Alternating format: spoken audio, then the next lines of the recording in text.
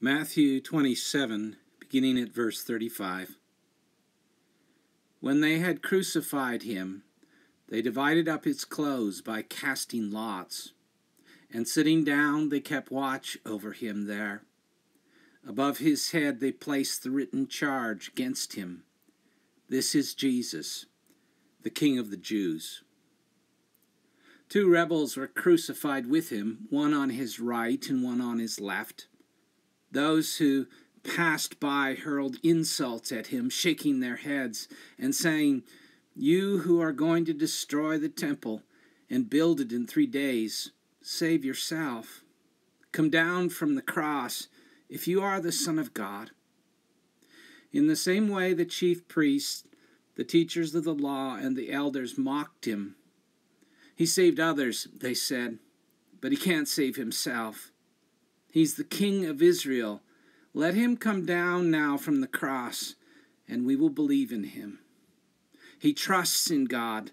Let God rescue him now if he wants him, for he said, 'I am the Son of God.'"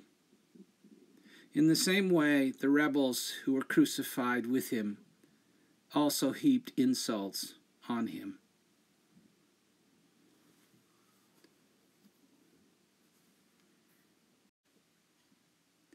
It is ironic that those who were in conflict with Jesus were the first to fully recognize who he was.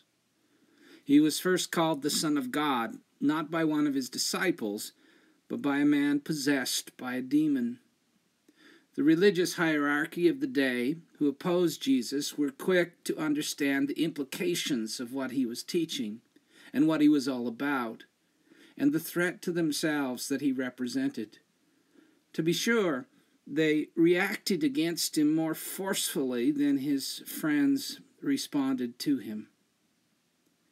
The Baptist preacher Carlyle Marney once said, "A very accurate portrayal of Christ could be painted from the accusations that were hurled against him.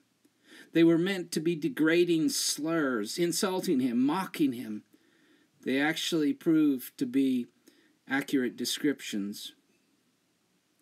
For example, the Pharisees called him friend of sinners, a taunt that was actually an accurate description of what he was all about.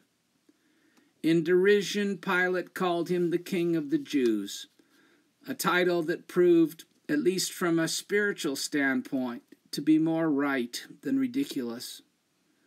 But perhaps the ultimate example of the ironic truth of Jesus' detractors getting it right is the jeer that they hurled at him while he hung on the cross.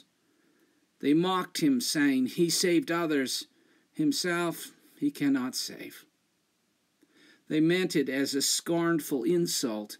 Imagine a fool claiming to do for others what he obviously cannot even do for himself. And yet behind the voices of ridicule, there at the cross, is a truth as deep and as old as the universe itself. What they meant in jest is also a statement of profound truth. They were right. Precisely because he was saving others, he could not save himself. That is how it works. Theologians call this the redemptive suffering myth. It is rooted in the way the universe is put together. The person who would be part of the answer cannot avoid becoming enmeshed in the pain of the problem. If you want to save others, it comes at the price of not being so exclusively focused on saving yourself. We can't be fully invested in saving others if we are fully invested in saving ourselves. That way of redemption through the suffering of another, the story of one person saving others through his own sacrifice, is a story that is as old as humanity. It predates the Bible. And we see it time and again in ancient myths. And we see it sometimes in modern stories as well. I don't know if you have seen The Hunger Games. It was a popular movie. It is now on DVD. If you haven't seen it, the Hunger Games movie begins with an introduction to Katniss Everdeen, the main character. She and her family struggle to survive in a society where they don't have enough to eat. With the 74th annual Hunger Games approaching, Katniss and her little sister Prim attend an event called the Reaping, where one young man and one young woman, chosen from each district to be contestants in this survival of the fittest, fight to the death event called the Hunger Games. Before the names are called, the announcer declares, "May the odds be ever in your favor." The words ringing through the crowd. And at that moment, favorable odds mean not being the one chosen. But Katniss's life changes forever when she hears the name of her 12-year-old little sister Prim called, as the chosen girl from their district. Unable to live with the thought of her beloved little sister involved in a fight to the death, Katniss steps up and offers herself to the games instead of her sister. Atonement, the redemption of others by the suffering of one, right there in the movie theater. These kind of stories help me understand what the cross means. It is probably why deep down we like to tell and respond to these stories. I have personally had difficulty making sense of Jesus' death, understanding the mechanics of how that worked with sin and forgiveness and all of that stuff. And part of that has to do with a visceral response to suffering, not any kind of hardship that I've experienced, but as I look around at the suffering of the world, there is so much needless suffering. We should not, as Christians, seek to romanticize it. I've always had trouble with what sounds to me like very clinical, detached, rational talk about theories of atonement. We use words like substitutionary theory or moral influence theory. I have trouble with discussions of why Jesus died on the cross for our sins that sound like algebraic formulas or logical problems being solved. You know, if God is X and we are Y, if Y does this, then X must do this. And we just have to solve this equation, and everything will be okay. When we talk like that, it sounds like we're putting God in a kind of logical straitjacket of our own making. That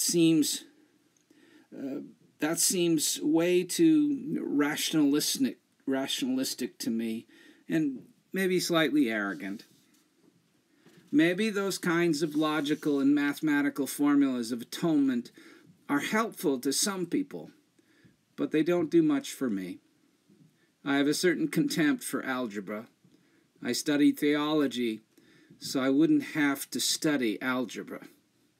These mathematical formulas do nothing to stir my soul. I tend to be drawn to stories in the Bible. I like to think of other biblical ways that help me understand God and Jesus and the cross. Like the parables in Luke 15, the father of the prodigal who rushes out to embrace his lost son, or the good shepherd who searches through the night to find the lost sheep, leaving the 99 aside. These stories envision a God who's not sitting on some throne in a remote palace, waiting to receive sacrificial offerings, but God coming after them, doing whatever it takes, and not deterred even by logic. These stories help me understand Good Friday and the cross. The cross is not only a symbol of human sin and corruption and evil and justification and all that. It is supremely a symbol of God's love for us.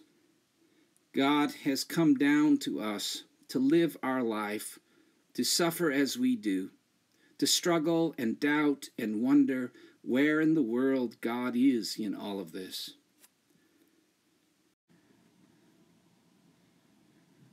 For almost 2,000 years, theologians have been trying to understand what exactly transpired on Good Friday. From Augustine to Anselm to Barth and Tillich, they have proffered theories of atonement, sometimes using what seems like esoteric language. If words like substitutionary theory or moral influence leave you cold and unmoved, then you are not alone. Perhaps a more compelling way to understand the cross is to think about what it says about the nature and character of God. What do we know about the character of God? Jesus said God is our Father.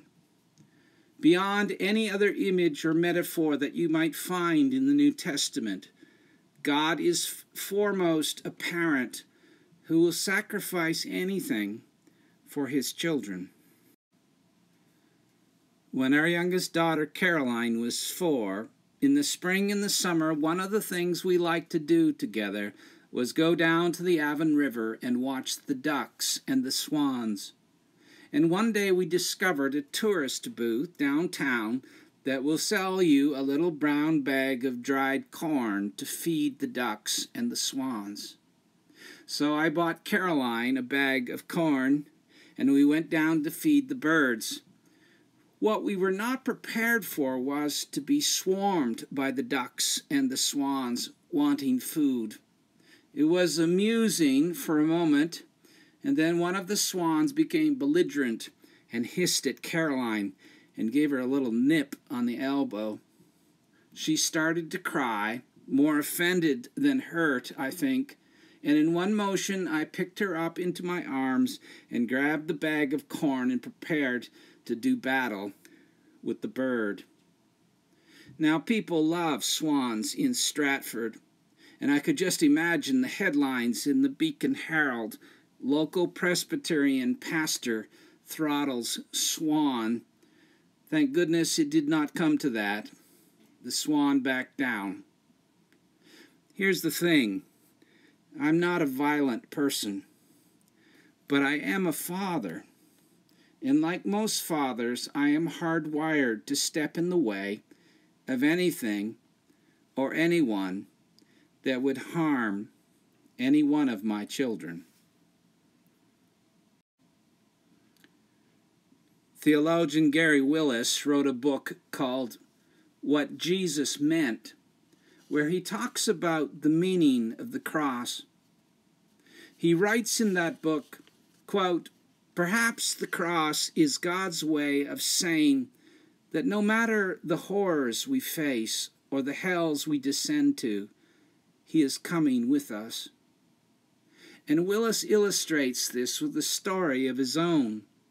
His young son woke up one night with a violent nightmare, and when Willis asked his son what was troubling him, he said that the nun in his school had told the children that they would go to hell if they sinned. His son looked up at his father and said, "Am I going to hell?" There's not an ounce of heroism in my nature, Willis writes, but I instantly answered what any father would. All I can say is that if you're going there, I'm going with you. If I felt that way about my son, Willis says, God obviously loves him more than I do. This is the central affirmation of the Christian faith, that the God who created the universe and all that is in it lays aside his power to come to us, to be with us, to be one of us, to suffer with us, to suffer because of us. It is that ancient story of redemptive suffering, but this time it is God doing the suffering. It is God redeeming through the suffering. There is nothing like it in the history of religion, a God who takes on humanness, human frailty, and vulnerability. That is the God that we worship, not a God who turns us loose when we turn a deaf ear, but a God who, like the father of the prodigal, rushes out to embrace that lost son.